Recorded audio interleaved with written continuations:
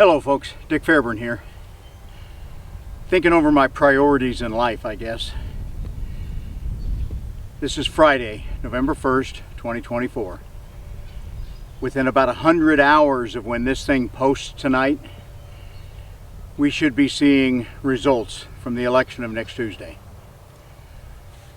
I can think of several things I'd rather be doing. I'd rather be trolling for muskies or throwing crappie jigs out here behind me in this lake, or up in a tree stand about a mile that way because the pre-rut's coming on and the whitetails are starting to move. Or in terms of making a video, I could be talking about guns or hunting or cartridges or something like that.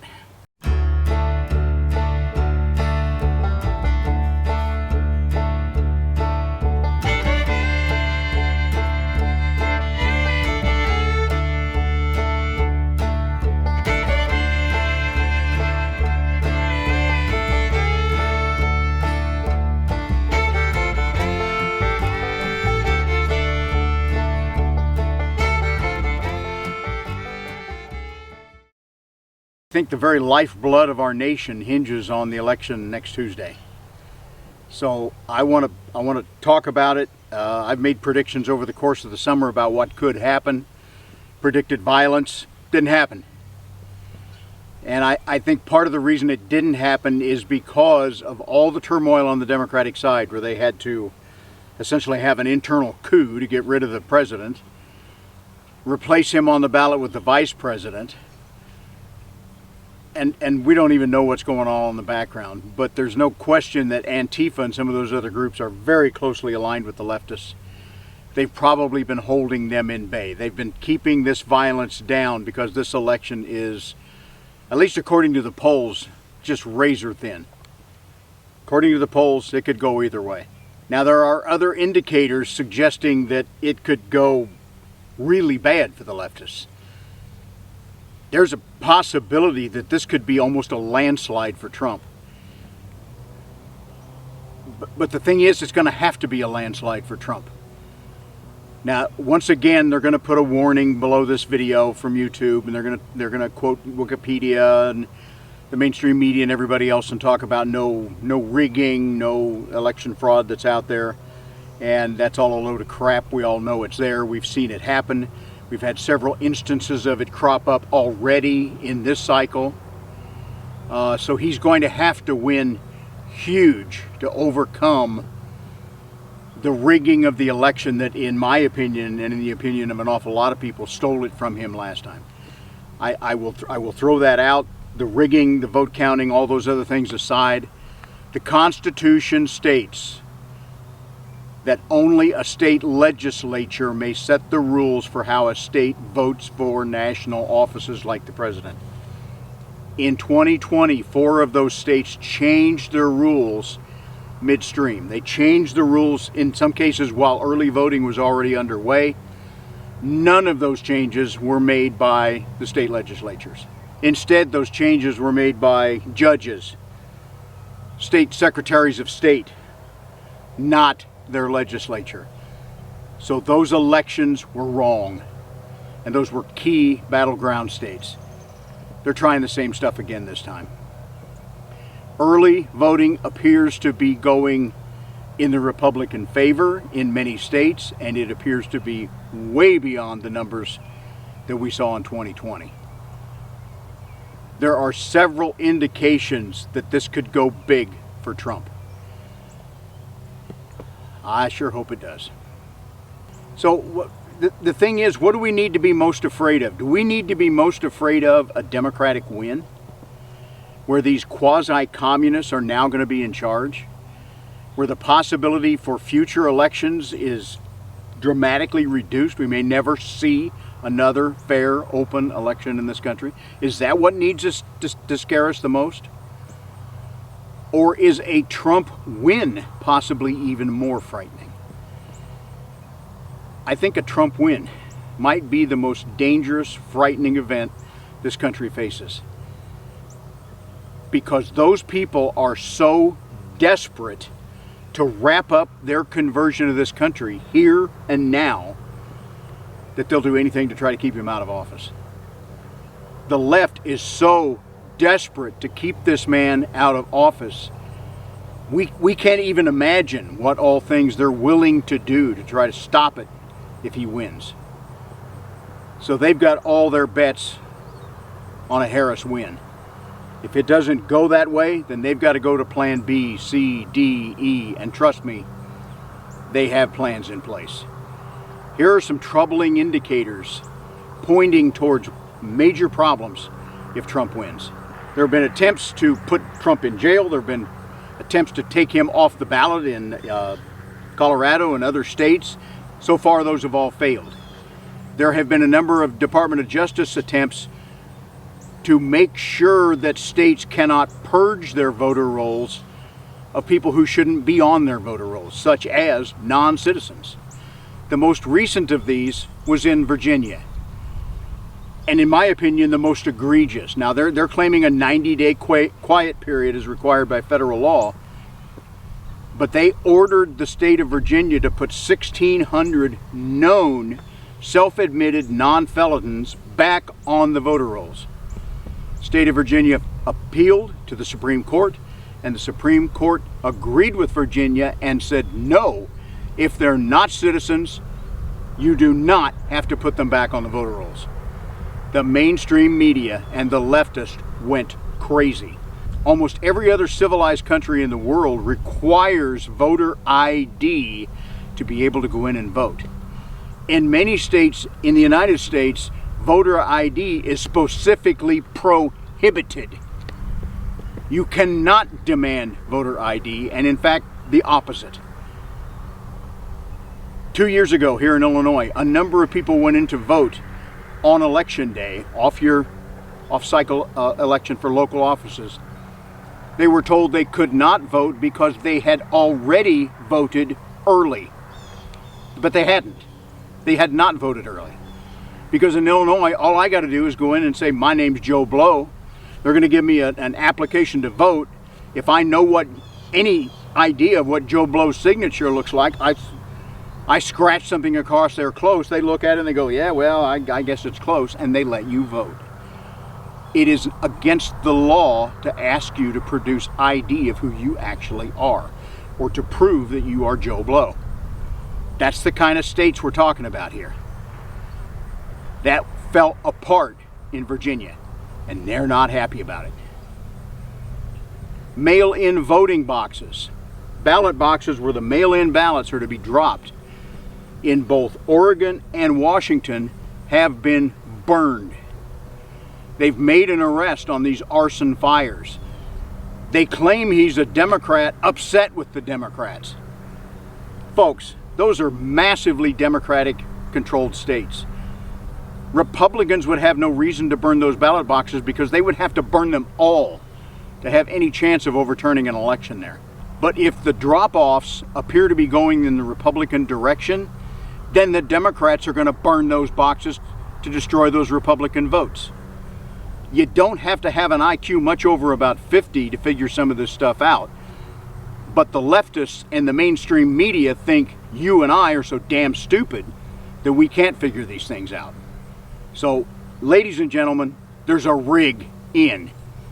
Trump has to win big enough to overcome that.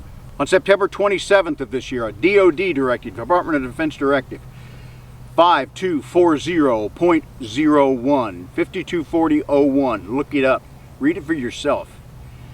It grants lethal force authority to regular U.S. military units, not National Guard, regular serving active duty military, to assist law enforcement with unspecified threats. They don't really say what the threat has to be for them to assist. Is this an attempt to bypass the Posse Comitatus Act? Is this an attempt to essentially invoke the Insurrection Act by DOD directive rather than presidential directive? Look it up, read it for yourself. Lots of videos on YouTube that explain it, whatever side you want to be on. This actually is an update of a 2016. And in that 2016 directive, it focused on intelligence. And that intelligence terminology is in the title of this current one. But the use of intelligence, the description of intelligence is gone. This is about the ability to use lethal force against U.S. citizens. Are they preparing for a Trump victory? And what they're going to do afterwards, before he's sworn into office? On October 28th, just a few nights ago, and I'll show you a video here, there was a training exercise conducted at the U.S. Capitol using military and law enforcement helicopters. They were brought in for landings and takeoffs. In other words, landings and evacuation practice.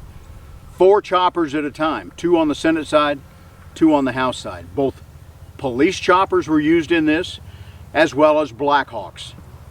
Hey guys, I am back in Washington after Parents Weekend, and guess what? We have got helicopters coming to the U.S. Capitol. Probably Black Hawks, probably in the next 20 minutes or so, and I think they're going to land. Let's go check this out. It should be kind of cool. So over there you see all the fire trucks from the DC Foam Task Force. They're set up to cover any arrival. They moved the ambulances over here too. I guess that's a sign we're going to have aircraft actually landing.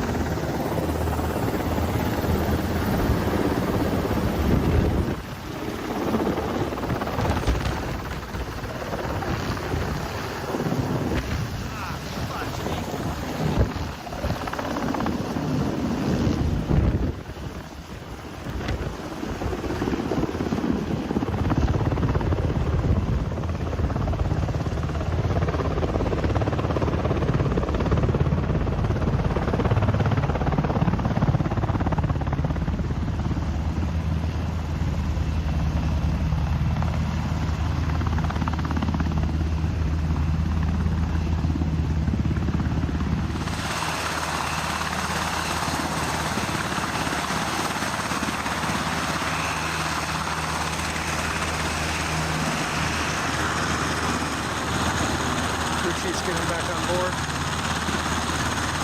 Wearing night vision.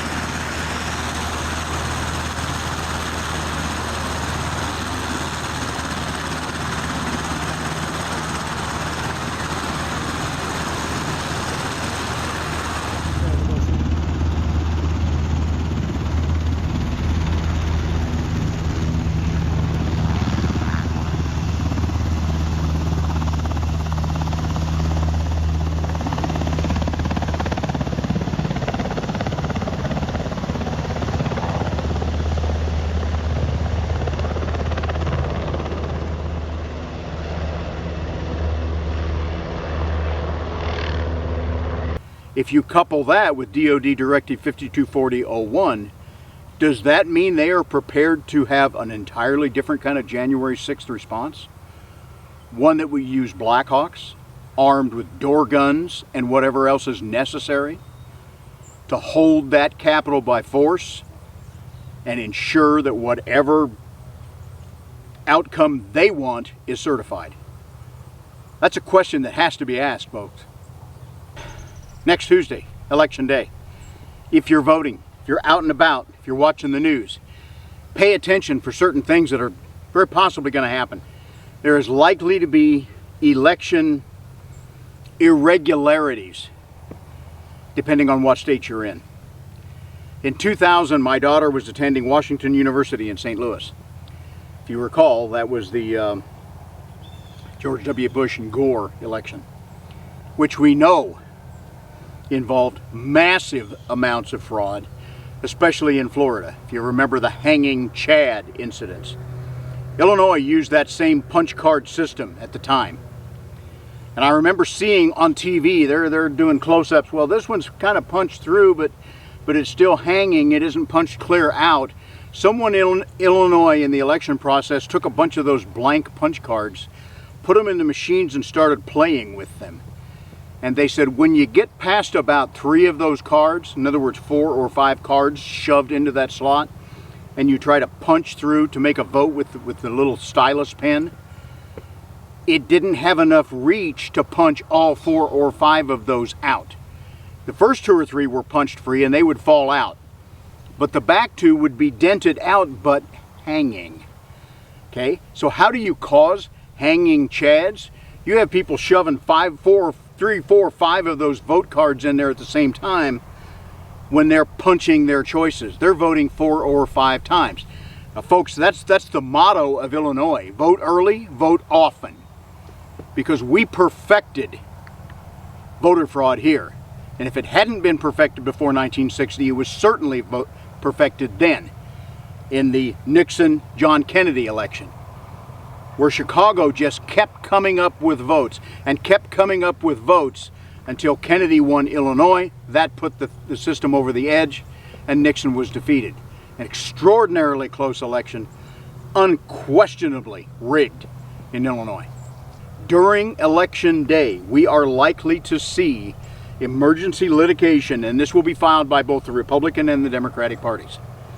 They will claim wrongdoing while the election is underway at voting places. And they will ask the courts to stop things. In 2000, my daughter called me and she said, "Dad, you can't believe it. The polls are supposed to close here in St. Louis at I think it was 7 or 8. She said they have court orders to keep them ordered till 10 or 11 because they claim there are lines of people that'll take 2 or 3 hours to get in and vote." She said there are polling places that have run out of ballots. They're printing more and having the cops deliver them to these polling places. Folks, that's a rig. If a polling place does not have enough ballots for the people who are registered to vote in that precinct, then there's something seriously wrong. You got people going multiple places to vote, most likely. I know that because that's how it's been done in Chicago for years. We will also see after the polls are closing and when that count is going on Tuesday evening, we're likely to see all kinds of emergency court orders or emergency litigations filed over things that crop up with the vote counting. How many states in 2020 just seem to keep finding ballots? Ooh, here's another few boxes we found. Ooh, there's a few more boxes over there.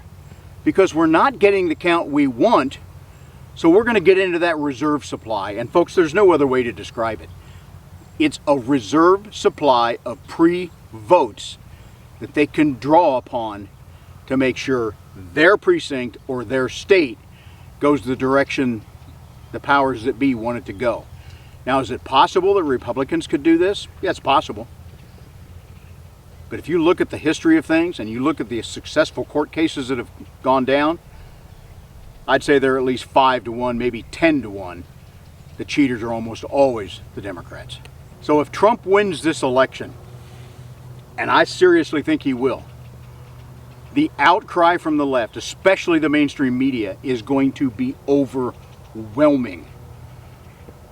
They will scream at the top of their lungs. They will not be silenced. They will promote government intervention to stop Trump from taking office. And they will claim they are doing this because they have to protect democracy. They want to destroy democracy. Their plan was to destroy it when Hillary got elected. 8 years of Obama to prep things, Hillary to get in for 2 terms and finish things, and this country would be essentially as communist as we were likely to ever become. It didn't work. It didn't work because Trump turned out to be a pretty good populist candidate, and he was running against probably the most evil, most hated presidential candidate we've seen in this country yet, Hillary Clinton. I think Hillary beat herself far more than Trump beat her. but their plan didn't work. This is their last chance. If Trump gets in there now, he comes in with 4 years of experience of working in a system that was rigged against him. Now he knows who he needs to fire, who he needs to put in key positions to try to stop this kind of stuff from happening again. They know that. And folks, they are desperate. If Trump wins, I have predicted before that if it looks like she's really going to lose, that they may pull a 25th Amendment on Joe Biden, get rid of her, and make her the president. It's almost too late for that to happen before the election, but it's not too late for that to happen after the election. Because the plans they will have to put in place to stop Trump from winning, especially if he has a very large percentage win, they're going to have to pull out all the stops. And I don't think they can trust a befuddled president to make all those things happen. So I think there's a very likely possibility at that point they're going to have to get rid of Biden. They're going to have to put Harris in there, and she is going to have to try to do every heavy-handed, probably unconstitutional thing they can think of to try to decertify Trump's election and keep him out of office. If he wins, the threat level on Trump's life will explode. That's the one way we can't get him in office, if they somehow manage to kill him. If that threat gets to a certain level, here's one thing I've learned. You can't outthink crazy people. I've tried over the years. They can come up with stuff you can't even imagine. But here's one scenario I can kind of imagine. They're going to try to play the good guy. They go, look, Trump won. Well, we don't think it's right. We're not sure it's fair. But we want to make sure there's a smooth transition of power. Maybe we need to take him into custody for his own protection. And if they are able to pull that off, put him somewhere incognito, that opens up the possibility for them to just keep him there. Or to take his life while he is there. What are they willing to do to stop Trump from becoming president? I don't think sane people can imagine what these crazy people can imagine. So we have to be prepared to react on a moment's notice and adapt to whatever they come up with. So here's what I'm saying. I think he's going to win. I have hope. I have hope that God will shed his grace on this country one very important time right now and give us what we need to try to salvage this nation. But if he does win and win big, they will go crazy. What I'm telling you as believers, side of the people who want to believe in the Constitution and want to see the right thing done, keep calm. If we band into large groups, especially at the federal level, especially in DC, and start protesting the government, think back to that DOD directive and think back to those 4 at a time chopper landings at the U.S. Capitol. Okay? Biden has said, hey, you think there's going to be a civil war? Remember, we're the ones with the F-15s. He's right, to some extent. Now, I'm not saying there couldn't be a civil war, and I'm not saying we couldn't win it. But this is probably not going to be the time to win it, because they're going to expect it and they're going to be prepared for it. The left will want you to go crazy and pose a threat. They want any excuse to declare martial law and take the presidency by force if necessary. Am I the crazy person, or is this possible? You tell me, folks. I think it's possible. Stay calm, stay ready. I suggest you do not affiliate yourself with the 3%ers or the Oath Keepers. I think both of those organizations were probably started with good intent, but they had some fringe people get in them, get in charge, and after January 6, 2020 and the events at the Capitol building, they have essentially been destroyed by the federal government. Affiliating yourself with them is just putting a target on your back. If we are going to resist this, I think the best resistance is going to have to be done at the state level. Stay away from Washington. Stay away from a grouping where federal troops can surround you and do crazy things. Now, will the troops back them and open fire on our own citizens? Some might. Overall, I don't think they will. But maybe that's just a hope on my part. So stay calm, stay ready, be prepared to join large, and listen to this word, of large, unarmed rallies. And be prepared to do it on short notice. Okay? Don't have that pistol in your pocket. Go without arms if you go to these rallies. If you go armed, especially if you go openly armed, you are asking for a huge, vicious, violent response of the federal government. May get it anyway, but don't give them a reason. I think these are best organized at the state level. Go to your state capitals. Perhaps your state rifle associations. Perhaps the NRA can come back to life and help organize some of these things at the state level. My name will be on the board of directors for the NRA. I still believe in that organization. I still believe we can turn it around. I'm going to ask for your vote when the votes go out next year in about February in the magazines. NRA, listen to me. If this goes bad and Trump is under attack, he stood with you. You got to stand with him. Help us organize these rallies, but we've got to do it peacefully. We've got to do it unarmed, and we've got to do it in such a way that they know damn well we're not going to back down. I fear that a Trump win could bring this country as close to total anarchy as we have ever seen. Now, as I said, some of my predictions for the summer have not come true. I hope these don't come true either. But the fate of our nation will be decided in the next few days and weeks. I think good will win. Be safe out there. Okay, we got them both here now. You ready? Bud got one. Ginger got one.